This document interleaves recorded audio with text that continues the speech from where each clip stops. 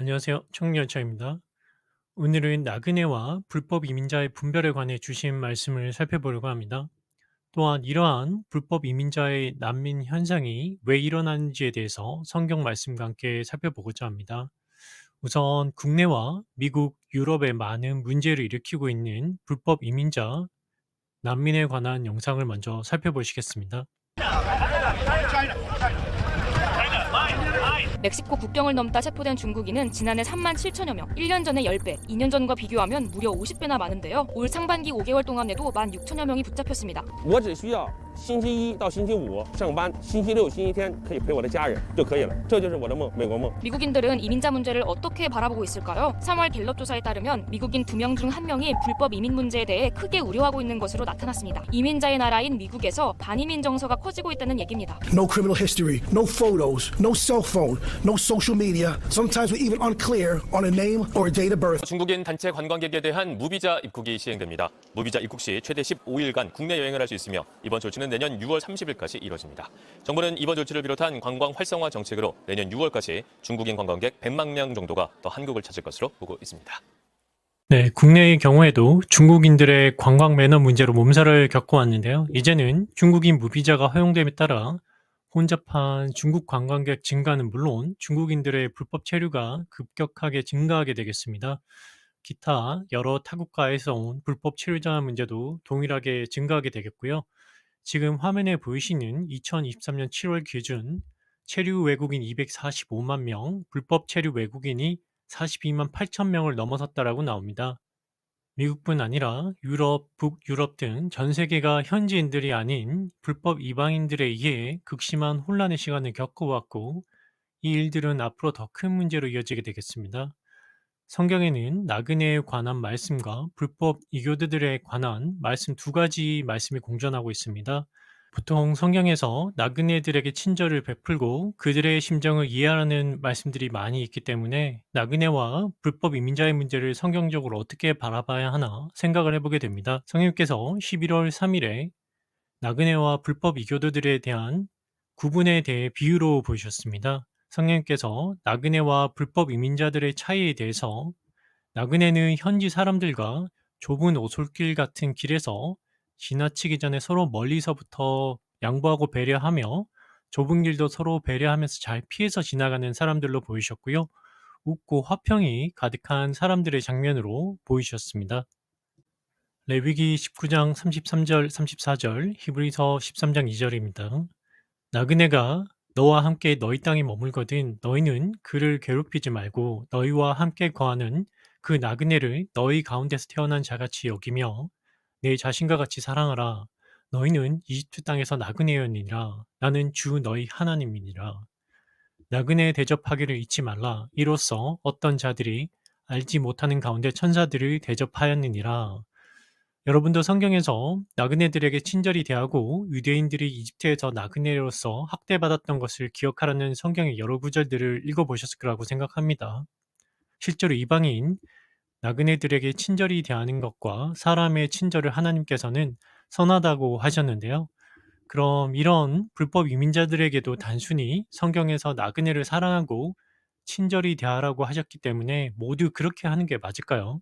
제가 이런 불법 이민자들과 성경 말씀에 대해서 검색을 해보니 해외 커뮤니티에서도 이런 부분에 관해서 나그네에게 친절히 대하라는 성경 말씀과 여러 문제를 일으키는 부분들에 대해서 사람들 사이에 많은 논쟁이 있는 것을 보았습니다.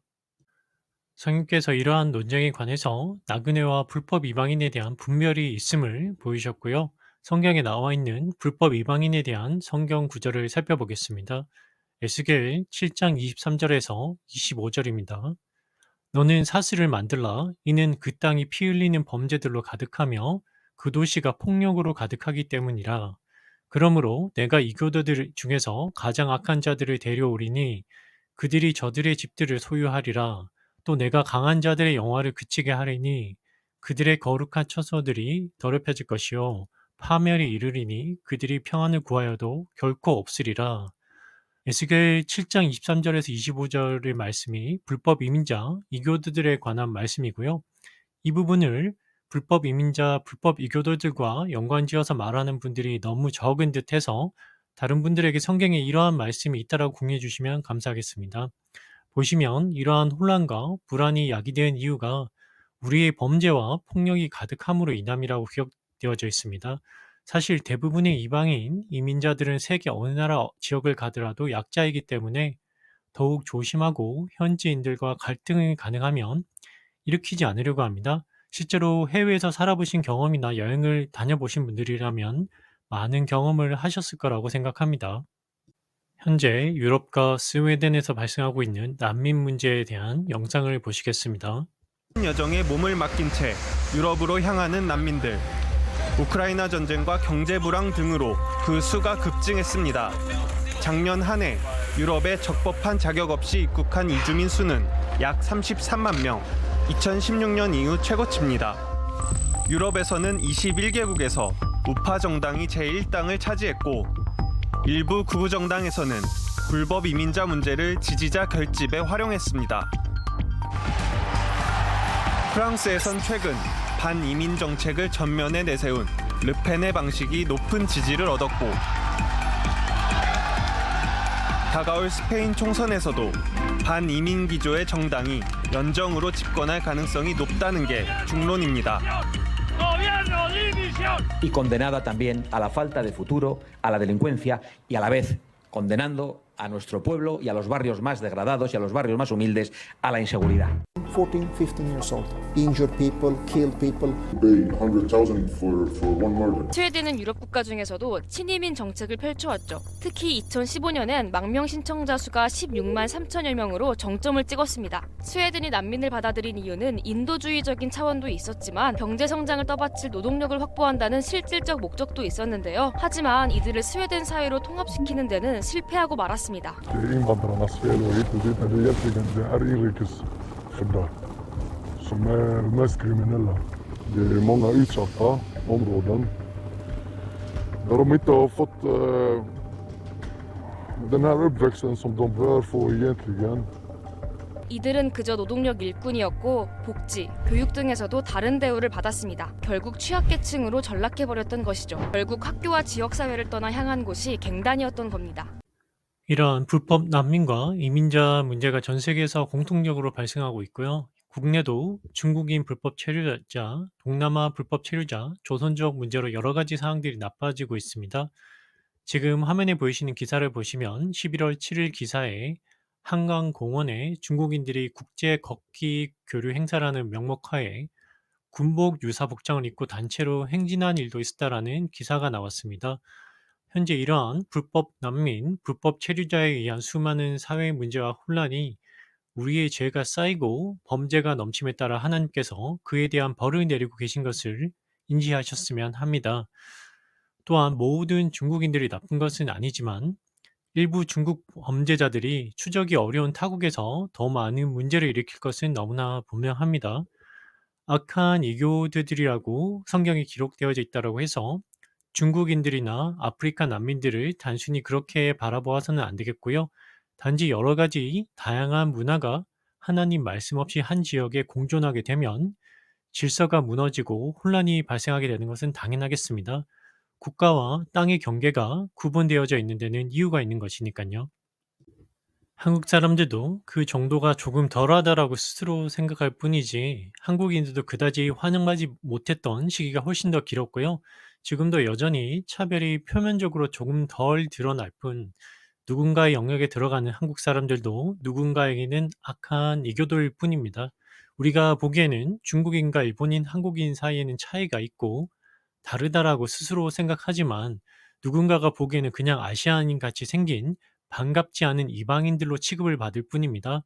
이러한 혼란스러운 일들이 일어난 이유가 모두 우리 자신들의 죄로 인함임을 늘 상기하시고 우리 자신의 죄의 문제를 돌아보고 스스로 더욱 반성하는 시간이 필요하겠습니다. 마태복음 24장 7절 8절입니다. 민족이 민족을, 왕국이 왕국을 대적하여 일어나고 곳곳에 기근과 역병과 지진이 있으리니 이 모든 것은 고통의 시작이니라. 이러한 불법 이민자, 중국인 조선족의 문제도 마태복음 24장에 나오는 민족이 민족을, 왕국이 왕국을 대적하는 방식의 하나이며 종말의 징조, 고통의 시작이라고 보시면 맞겠습니다. 국내의 경우에도 혼란한 상황이 이어지고 있고 어려움이 있지만 타 지역과 국가들에 비하면 백신 접종률을 제외한다면 그래도 상황이 상대적으로 나은 것이 사실입니다. 이러한 불법 이민자와 특히 국내 중국인 조선족 문제에 대해서 개선하려고 노력할 부분은 하되 이러한 고통과 혼란이 하나님의 징계이며 말세의 시대적 흐름이므로 받아들이고 우리 자신과 우리 주변의 죄의 문제를 스스로 돌아보아야 할 것입니다. 고린도전서 14장 33절에 보시면은 하나님은 화평의 창시자시니라 이렇게 되어 있습니다. 우리 모두가 이 천한 육체 안에 갇혀 있는 한 해는 이러한 차별과 혼란, 나그네와 이방인으로서 겪는 문제는 절대 사라지지 않을 것입니다. 하늘의 육신을 입고 예수 그리스도 안에서 함께 하게 될 때 이러한 모든 혼란과 외적 차별, 편견 등에서 자유로워질 수 있을 거라고 생각합니다. 네, 오늘은 성경 속 나그네와 불법 이민자의 분별에 대해서 성령께서 주신 말씀을 살펴보았고요. 그럼 평안하시길 바라면서 다음 영상에서 뵙겠습니다.